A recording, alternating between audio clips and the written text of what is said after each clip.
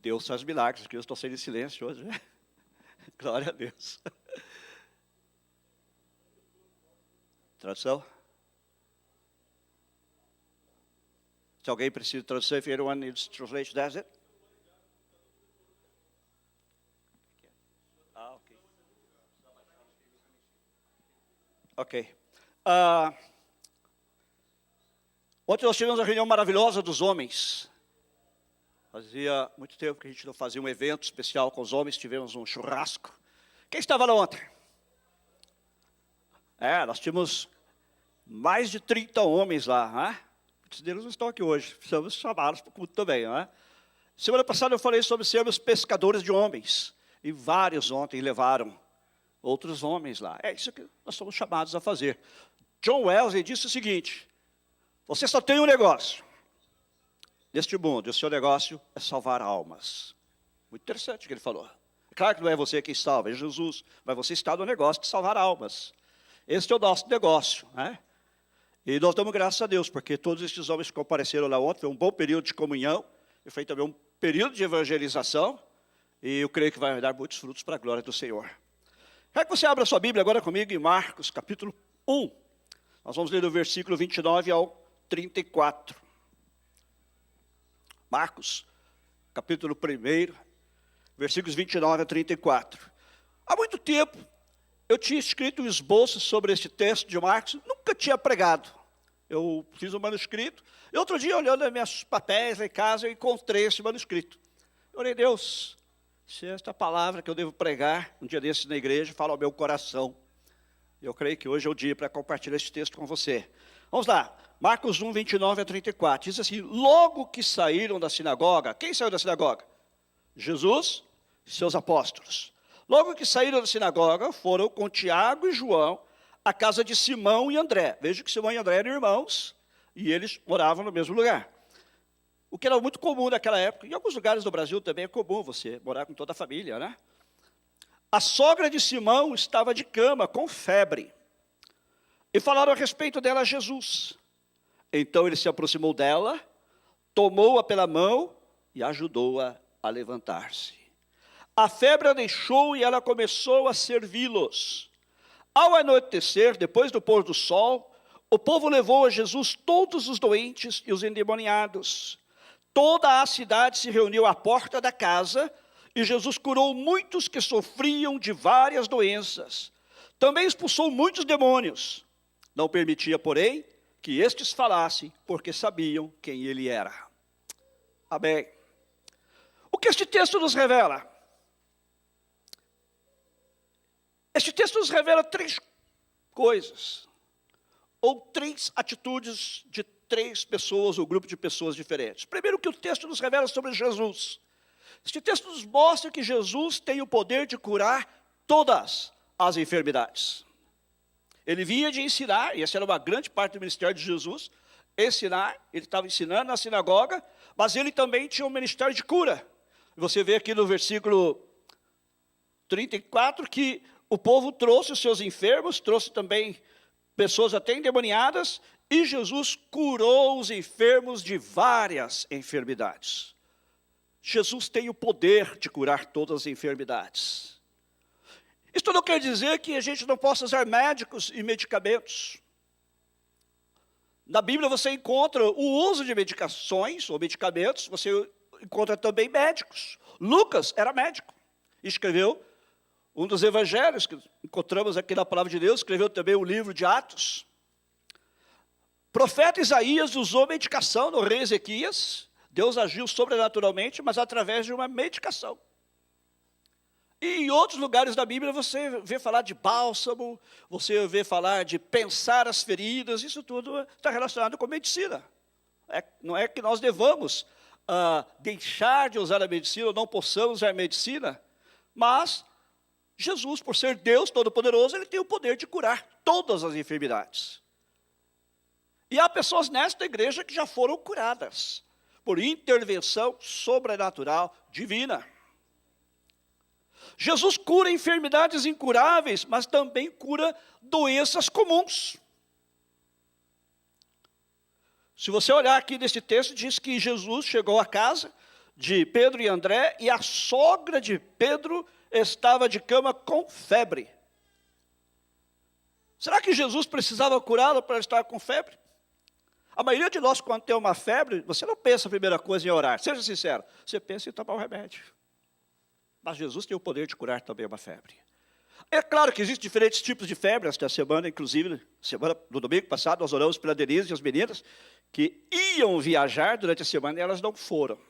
Porque uma das meninas ficou enferma, foi acometida de uma febre muito forte, foi preciso, do ponto de vista médico, tomar medicação, e ainda está tomando, não é? Eles só vão viajar esta semana, é isso, né?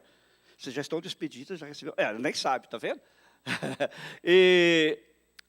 Mas tiveram que mudar a passagem 2 vezes, o José me falou. E estava doente, com febre. Existem várias causas para febre. Pode ser um vírus, pode ser uma infecção bacteriológica, pode ser uma superexposição ao calor, enfim, há várias coisas. E febre normalmente é também um sinal de que há alguma outra coisa errada no seu corpo. Não é? A febre é um sintoma de algo que está errado. E Jesus encontra esta mulher lá e ele a cura. Da mesma maneira que Jesus cura, como diz aí nos outros versículos, várias pessoas de várias enfermidades, e muitas delas terríveis. E se você continuar lendo os próximos capítulos, você vai ver que Jesus cura um leproso. Naqueles dias, lepra, e até hoje, grande parte da lepra não tem cura. Se pode controlar, não é? Depois Jesus cura um paralítico, alguém que não conseguia andar. E assim ele vai, à medida que você lê os evangelhos, Jesus vai curando várias pessoas. Mas ele também cura quem está com uma enfermidade que aos olhos dos homens pode parecer simples. Ele cura algo que é impossível para a medicina, mas ele também cura aquilo que a medicina também pode ser usada por Deus para curar. Outra coisa que nós notamos aqui é que Jesus não precisa de público para operar. Nesse momento aqui, ele não estava numa rua, ele não estava numa praça, ele não estava no templo, ele estava na casa. Ele foi lá para descansar, talvez, para comer alguma coisa. E ele, na intimidade daquele lar, ele cura a sogra de Pedro. Alguns até dizem que Pedro negou Jesus 3 vezes porque ele curou a sogra dele, né? Será que foi por isso? Eu sempre costumava dizer, enquanto minha sogra era viva, eu sempre dizia assim, eu e minha sogra nos damos muito bem. Por isso é que nós vivíamos a 10 mil quilômetros de distância um do outro. Mas Pedro viu a necessidade da sua sogra, ou alguém ali na casa, comunicou a Jesus e ele foi lá. Jesus opera em público, muitas vezes para engrandecer o nome dele. Mas Jesus também opera na privacidade das nossas casas. Jesus opera na privacidade das nossas vidas. Outra coisa que nós notamos aqui a respeito de Jesus é que Jesus nunca está ocupado demais ou cansado demais para ajudar. Jesus vinha de uma longa jornada, ensinando na sinagoga, trabalhando. Lá também em Mateus, um texto paralelo, diz que ele havia acabado de dar o sermão do monte, ele devia estar muito cansado. Mas Jesus, humanamente falando, mas Jesus nunca está cansado demais ou ocupado demais para ajudar. E o texto aqui diz que ele ajudou a sogra de Pedro a se levantar. Da mesma maneira, Jesus está sempre disponível para nós. Muitas vezes nós deixamos de receber bênçãos porque nós não o buscamos. Depois eu vou falar um pouco mais sobre isso. Porque nós não confiamos. Ou achamos que o nosso problema é tão pequeno que não precisamos orar. Jesus se interessa pelos nossos grandes problemas, é verdade. Mas ele também se interessa pelas preocupações aparentemente pequenas. O problema que para você é pequeno, às vezes também para outra pessoa é grande. E para Deus, todos os problemas são iguais. Para Deus não existe problema grande. Todo problema é pequeno para Ele. Você crê nisso? Não tem problema grande demais para Deus. Várias vezes a Bíblia nos afirma isso. Nada é impossível para Deus. Não há coisas difíceis demais para o Senhor. Acaso haverá coisas demasiado difíceis para mim, diz o Senhor. E há várias passagens que nos falam disso. Ele é o Deus Todo-Poderoso. Jesus é Todo-Poderoso. Mas nós precisamos aprender a confiar a Ele todas as nossas necessidades, todos os nossos problemas, na certeza de que Ele sempre nos ouve, não importa quão pequeno o problema, ou a situação, ou a circunstância nos pareça. Aqui então nós aprendemos sobre Jesus, mas nós também aprendemos algo sobre os apóstolos, que este texto nos ensina sobre os apóstolos. Interessante notar que os apóstolos estavam há pouco tempo com Jesus. Se você seguir a narrativa aqui de Marcos, semana passada nós vimos que Jesus os chamou ali à beira do mar da Galileia para serem pescadores de homens, e agora eles vão lá na sinagoga, estão voltando para a casa de Pedro. Então, os apóstolos estavam há pouco tempo com Jesus, eles não tinham ainda uma larga experiência com Jesus, mas eles já tinham aprendido a confiar nele. Você não precisa estar andando há muito tempo com Jesus para confiar nele, ou para saber quem ele é, o poder que ele tem. Esta semana, na nossa célula, nós vimos que, quando Jesus chamou seus primeiros discípulos, numa chamada, inclusive, anterior àquela que nós mencionamos domingo passado, alguns deles chegaram e, ao encontrarem-se com Jesus pela primeira vez, eles imediatamente reconheceram: Senhor, Tu és o Cristo. Senhor, Tu és o Messias. No primeiro encontro, alguns deles, não todos, talvez tiveram esse discernimento, mas alguns imediatamente já tiveram. Você não precisa estar andando com Jesus há muito tempo. Você não precisa ter muito tempo de casa, né, por assim dizer. Você pode e deve confiar em Jesus em todas as circunstâncias, mesmo que você tenha começado a andar com Jesus há muito pouco tempo. Os discípulos conheciam Jesus há muito pouco tempo, mas por que é que eles tinham aprendido a confiar nele? Porque eles estavam desenvolvendo um relacionamento com ele. Eles estavam procurando conhecê-lo. Nós precisamos procurar intencionalmente conhecer a Jesus. Uma coisa é você saber a respeito de Jesus, você conhecer a respeito de Jesus. Outra coisa é você conhecer a Jesus. Muita gente diz assim: eu conheço Jesus, mas na verdade conhece sobre Jesus. Você quer ver um exemplo? Quantos aqui conhecem o presidente Trump? Uns 2 ou 3. Vocês se encontraram com ele quando? Na verdade, nós conhecemos sobre o presidente Trump. Nós não o conhecemos, a não ser que alguém aqui tenha tido esse privilégio de encontrar, ou qualquer outro presidente, né? Poucas pessoas realmente têm um encontro pessoal com o presidente, mas todos nós podemos ter um encontro pessoal com Jesus. Todos nós podemos ter uma experiência pessoal com Jesus. Ele falou: todo aquele que vem a mim, de maneira nenhuma o lançarei fora. Mas eu me considero indigno, eu sou um pecador. Não importa, para ele não tem isso. Todo que vem a mim, de maneira nenhuma lançarei fora. Você pode conhecê-lo. Os apóstolos ou discípulos estavam andando muito pouco tempo com ele, mas já o conheciam. Já sabiam quem ele era e o que ele era capaz de fazer. Eles também aprenderam a confiar nele, vendo-o operar na vida de outros. Eu imagino que neste contexto aqui, Pedro já tinha visto Jesus curando algumas pessoas, e ele então reconhece que Jesus também pode curar sua sogra. Para isso é que servem os testemunhos. Às vezes eu sempre peço aqui na igreja, né? Quando você pedir oração e Deus responder, venha dar o seu testemunho. Há pessoas que eu estou esperando há meses dar testemunho das bênçãos recebidas, elas não dão. O testemunho fortalece a fé de outros. Esses discípulos tinham visto o que Jesus estava fazendo na vida de outras pessoas, e isso fez com que eles também tivessem fé que Jesus poderia curar até mesmo uma simples, entre aspas, febre. É o andar com Jesus. É o saber quem Jesus é e conhecer pessoalmente Jesus que infunde em nós esta confiança. E aprender através daquilo que Deus tem feito na vida de outros. O que Ele fez na vida de outros, Ele pode fazer na minha também. Aquilo que Ele fez na vida daquela irmã, Ele pode fazer na minha também. A nossa circunstância pode ser diferente, a nossa necessidade pode ser diferente, mas é o mesmo Jesus, que é capaz de dar ordens ao mar e ele se acalmar, dar ordem aos ventos e eles se amainarem. É o mesmo Jesus. Estes apóstolos também já tinham aprendido a levar a Jesus seus problemas. Eles estavam desenvolvendo um relacionamento com Jesus que iria durar cerca de 3 anos e meio. Este relacionamento iria ser aprofundado, mas eles já tinham começado a entender quem Jesus era, e por causa de quem Ele era, eles haviam aprendido também que podiam confiar a Ele seus problemas. Foi o que motivou Pedro, ou os circunstantes da casa, a pedirem a Jesus que curasse a sogra de Pedro. Jesus não mudou. A Bíblia diz que Ele é o mesmo ontem, hoje e eternamente. Ele não mudou, Ele não muda. Você e eu mudamos, somos seres humanos, somos seres do tempo, mas Jesus é eterno. E Ele continua fazendo hoje as mesmas maravilhas que Ele fazia no passado. Nós podemos confiar nele para a nossa salvação.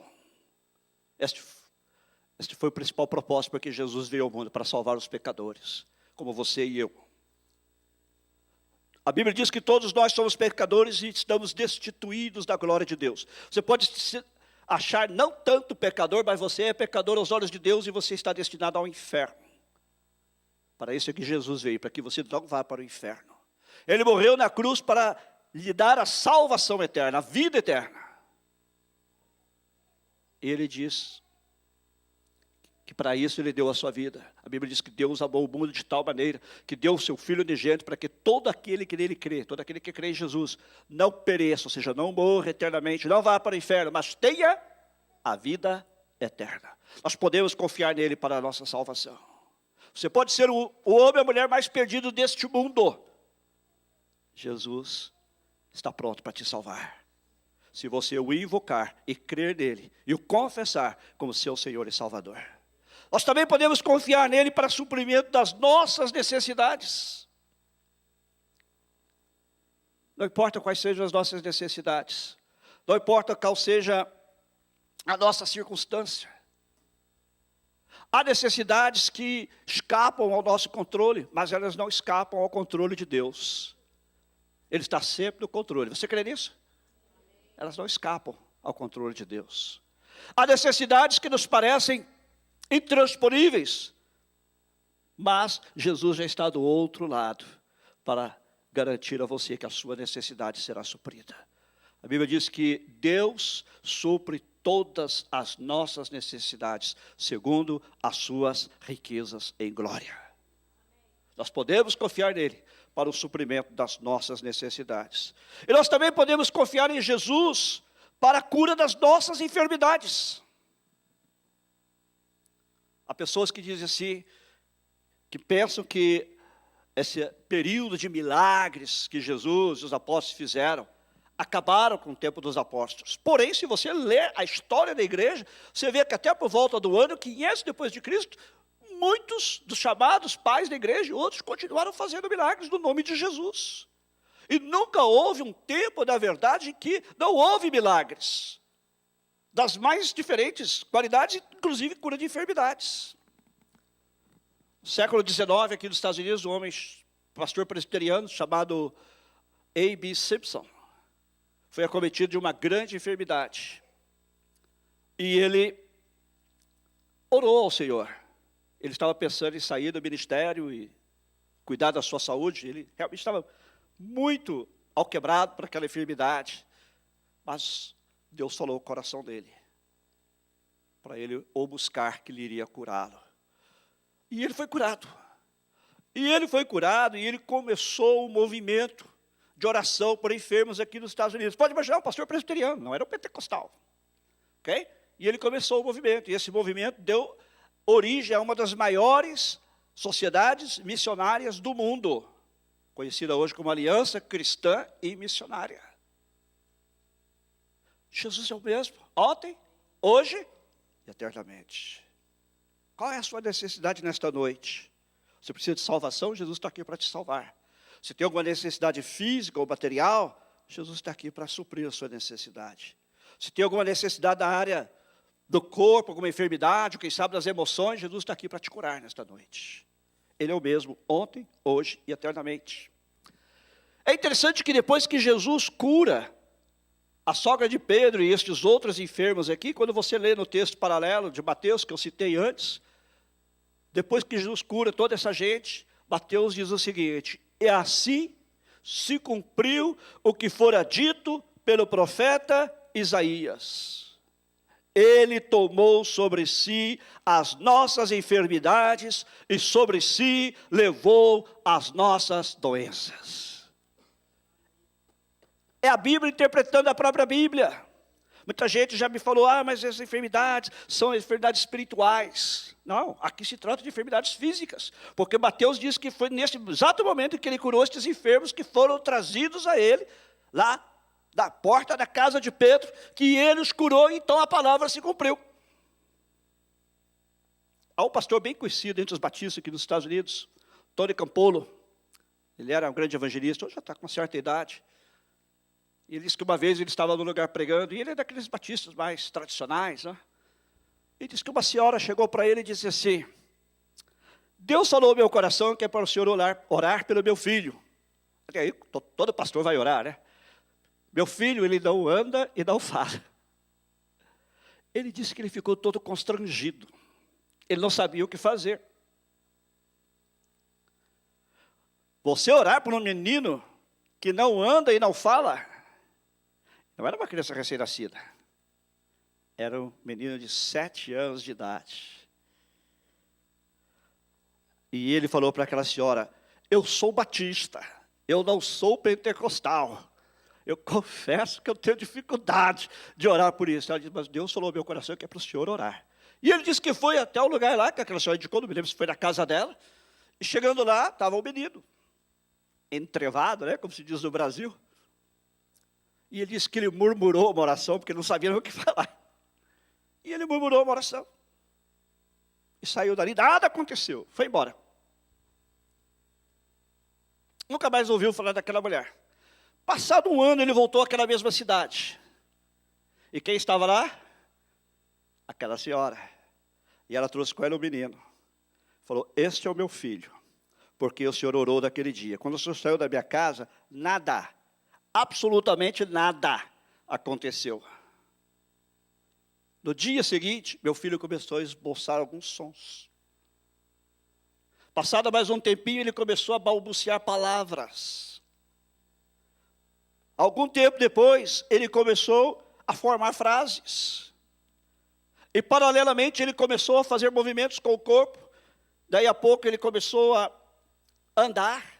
E hoje ele anda e fala como qualquer criança de 7 anos de idade. Uau! Esse é o poder de Jesus. Jesus não mudou. Muitas vezes nós nem cremos, mas ele opera. Ele é o mesmo, ele não mudou.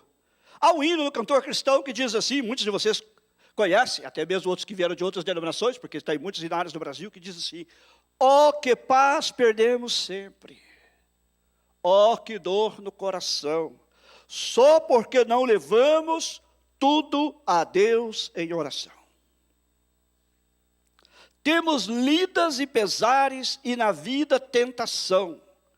Não ficamos sem conforto indo a Cristo em oração. Haverá um outro amigo de tão grande compaixão? Os contritos, Jesus Cristo sempre atende em oração. Uma grande verdade. Quantas vezes nós deixamos de usufruir bênçãos porque não oramos? Dwight Moody foi maior evangelista aqui dos Estados Unidos do século XIX. E ele uma vez disse algo assim, vou colocar minhas próprias palavras, mas a ideia dele. Ele disse assim: a primeira maravilha, maior maravilha que eu vou experimentar na minha vida vai ser quando eu me encontrar com o meu Salvador. Vai ser a coisa mais maravilhosa que já me aconteceu. E a segunda maior maravilha da minha vida vai ser que eu não tirei proveito do poder da oração como deveria ter tirado. É uma grande verdade. Precisamos aprender a confiar no Senhor e orar. Orar nada mais é do que isso, você falar com Ele, expor a Ele suas necessidades. John Wesley, famoso evangelista inglês, disse o seguinte: Deus nada faz a não ser em resposta à oração. Para aqueles que são mais teologicamente envolvidos, sabem que John Wesley é de um grupo chamado arminiano. Mas todos os teólogos e pregadores que eu conheço que creem na palavra de Deus reconhecem o poder da oração. John Piper, que é de outra linha, reformado, calvinista, diz assim: é simplesmente surpreendente que Deus, o governante soberano do universo, ordenasse que orações fizessem coisas acontecer. Orações fazem coisas acontecer que não aconteceriam se você não orasse. É basicamente o que diz o hino. Muitas vezes deixamos de receber aquilo que Deus tem para nos dar, porque não oramos, porque não buscamos, porque não pedimos. E Tiago fala sobre isto. Vocês não recebem porque não pedem. Precisamos aprender o poder da oração. Nós falamos já sobre oração aqui, 2 domingos em seguida. Precisamos aprender, irmãos, a desenvolver a intimidade com Deus através da oração. E saber que nós temos o privilégio de levar a Ele qualquer que seja a nossa necessidade, e Ele nos ouve. Ele nos ouve. Mas este texto também nos mostra algo, além de sobre Jesus e sobre os apóstolos, sobre a sogra de Pedro. Olha aqui o que aconteceu com a sogra de Pedro. Ela estava lá enferma, né? Estava acamada. Falaram a respeito dela a Jesus. Ele então se aproximou dela, tomou-a pela mão e ajudou a levantar-se. A febre a deixou e ela começou a servi-los. Assim que ela foi curada, ela começou a atender às necessidades deles. Você está entendendo? Ela acabou de receber uma bênção e agora ela se torna instrumento de bênçãos. Ela usou sua saúde restaurada para servir. E ela não serviu só a Jesus. Aqui diz que ela usou a sua saúde para servi-los, plural, a Jesus e aos que estavam com ele. Irmãos, nós somos salvos para servir. Nós somos salvos para servir a Deus, mas também para servir as pessoas ao nosso redor. Jesus nos ajuda para que nós possamos ajudar outros. Foi o que aconteceu com ela. Aqui diz que Jesus ajudou a levantar-se, e ela em seguida começou a ajudar as pessoas ao seu redor nas suas necessidades. E como é que nós podemos ajudar a outros? Falando de Jesus, levando outros a Ele. Foi sobre isso que falamos na semana passada, mas como eu disse aqui antes, fiquei muito feliz, porque ontem vários homens levaram amigos à reunião para ouvir falar de Jesus. Esse é o nosso trabalho.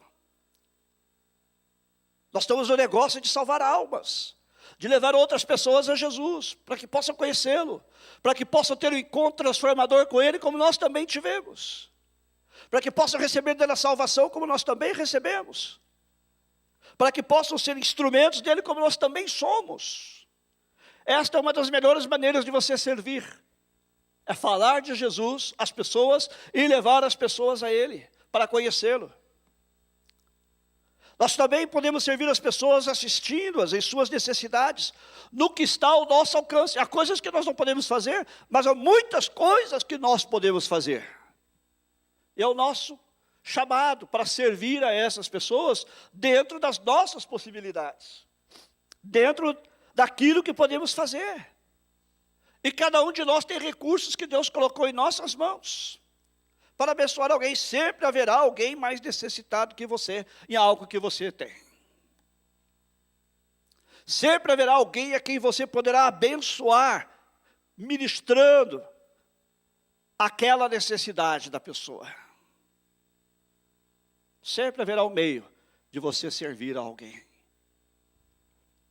Também nós podemos servir sendo instrumentos de cura. É para isso que nós somos curados, para sermos instrumentos de cura. Quantas pessoas há hoje servindo a Deus nas igrejas, e aqui nesta igreja em particular, que vieram de um passado atribulado, atormentado, de escravidão, de opressão, e hoje estão libertos por Jesus. E Jesus agora está chamando estas pessoas para que elas que foram curadas das suas emoções, das suas memórias, foram libertas de diversos tipos de opressão espiritual, psicológica, enfim, para hoje também serem instrumentos de cura para outros. Curados para curar.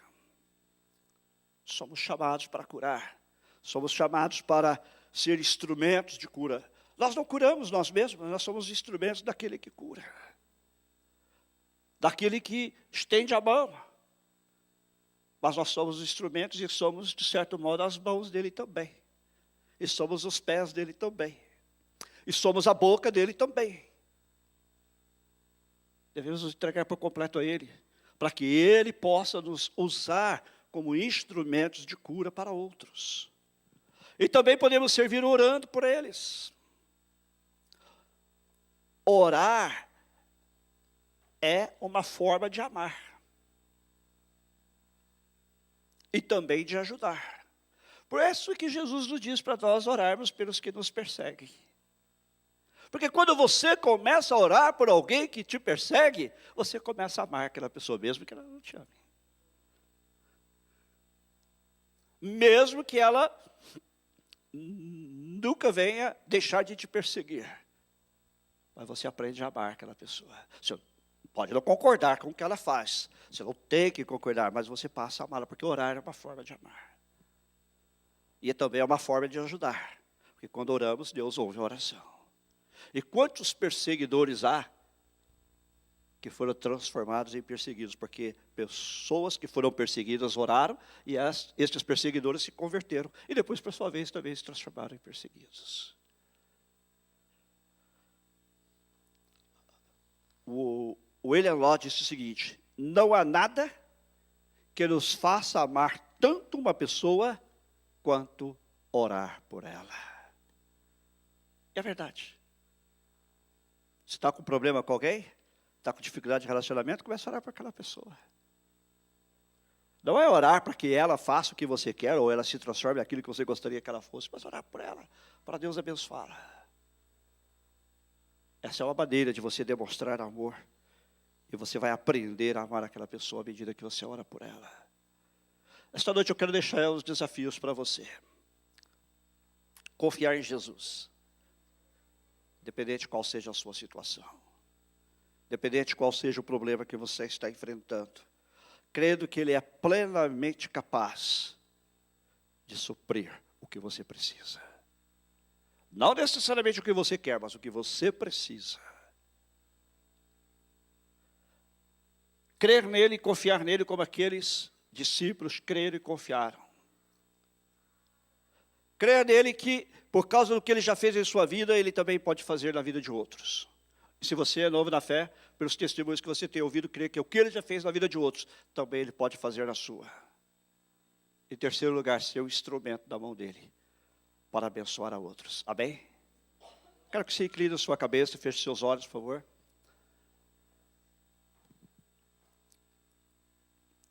Eu quero que você se coloque na presença de Deus agora. E faça uma oração sua, pessoal.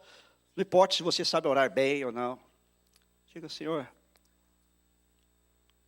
eu creio que Tu tens o poder de curar todas as enfermidades, suprir todas as necessidades. Eu quero trazer a Ti as minhas necessidades desta noite. Eu sei que o Senhor tem poder para resolver os grandes problemas, mas também os pequenos problemas.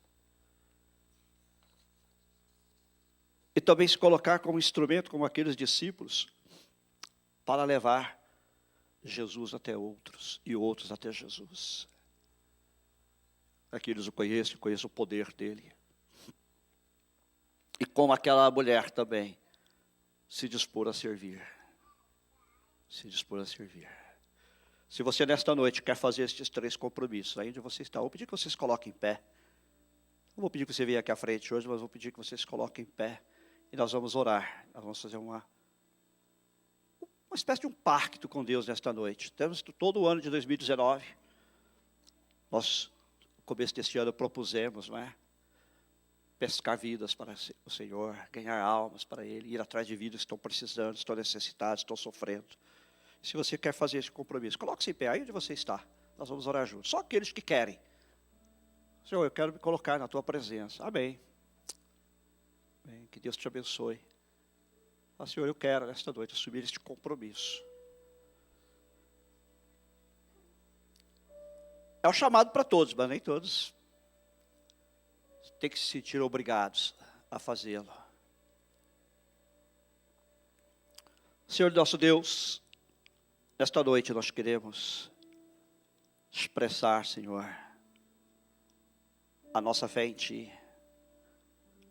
A nossa confiança em Ti, que Tu tens poder, Senhor, sobre todas as coisas. Tu tens poder sobre a natureza.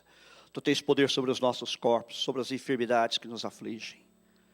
Tu tens poder para lidar com os grandes problemas das nossas vidas.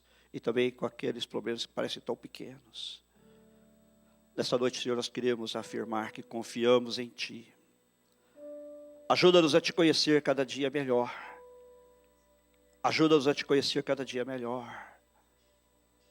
Ajuda-nos, Senhor, a aprofundarmos o nosso relacionamento contigo através da oração, através da meditação da Tua palavra. Ajuda-nos, Senhor, a levar a Ti sempre todas as coisas que nos dizem respeito aos nossos amados, nossos familiares, cônjuges, filhos, nossos amigos, nossos irmãos. Senhor, nós declaramos que confiamos em Ti para o suprimento de todas as nossas necessidades, também para a cura das nossas enfermidades. Senhor, quantas vezes nós não recebemos porque não oramos? Quantas vezes deixamos de receber porque não fazemos aquilo que o Senhor disse que será feito em resposta à oração? E deixamos de receber porque não pedimos. E, Senhor, também, como a sogra de Pedro, nós queremos declarar nesta noite que reconhecemos que fomos salvos, fomos curados, fomos transformados para servir. E colocamos nossa vida, Senhor, a Teu serviço, à Tua disposição, para ajudar outros. Falando de Ti a eles, para que eles também possam vir a Te conhecer. Levando-os a Ti, para que eles também tenham uma experiência contigo. Assistidos também em suas necessidades, Senhor, naquilo que está ao nosso alcance. Sendo Teus instrumentos para a salvação, para a cura, para a libertação, para a mudança, para a transformação. E também orando por eles, Senhor, porque esta é uma forma de aprendermos a amar também todas as pessoas e de servi-las também, Senhor. É uma forma sublime de ajudar as pessoas. Esta noite nós queremos firmar este compromisso contigo, Senhor. Continue na presença do Senhor. Se você tem alguma necessidade ou alguma enfermidade que você gostaria que a igreja orasse por você, eu convido você para que venha aqui à frente. Nós vamos orar por você também. Amém. Então se acanhe, mesmo que você não esteja de pé, se estiver sentado, se você tem alguma necessidade que você quer trazer ao Senhor. Nós somos a família de Deus. Nós queremos abençoar a sua vida nesta noite também. Se há mais alguém, pode vir aqui. Vamos todos colocar em pé agora. Vamos orar por eles que estão aqui à frente. Eu não conheço a necessidade de cada um, mas o Senhor conhece. E Ele está aqui para abençoar. Creia nisto.